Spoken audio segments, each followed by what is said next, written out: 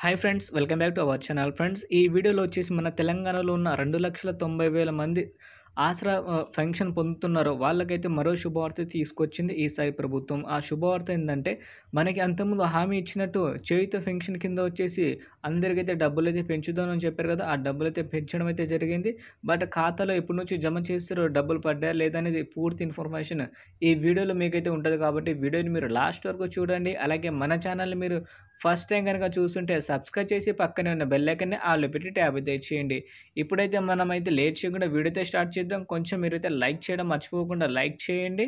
So, ఈ గత ప్రభుత్వం ఉన్నప్పుడైతే మనకైతే ఆసరా పెన్షన్ వచ్చేసి రూ. 2,000 అలాగే వికలాంగుల పెన్షన్ వచ్చేసి మనకైతే అప్పుడైతే రూ. 3,000 అయితే ఇచ్చింది కదా!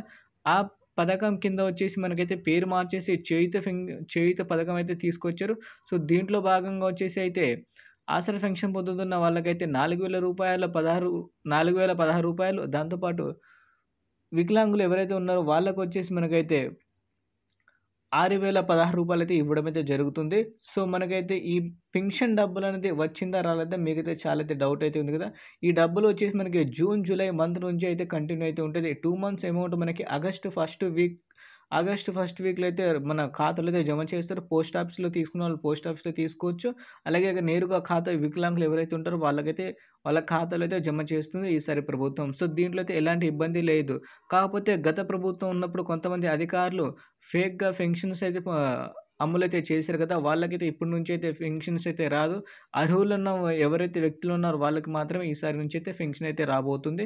సో, అప్డేట్ రాగానే అయితే మన ఛానల్‌లో నెక్స్ట్ వీడియో అయితే నేను పెడతాను కాబట్టి పెన్షన్‌కి సంబంధించిన మీరైతే ప్రతి ఒక్కరు వీడియోని అయితే లైక్ చేయండి. అలాగే మన ఛానల్‌కి అయితే సబ్స్క్రైబ్ చేసుకోండి. So, thank you for watching friends. జై హింద్.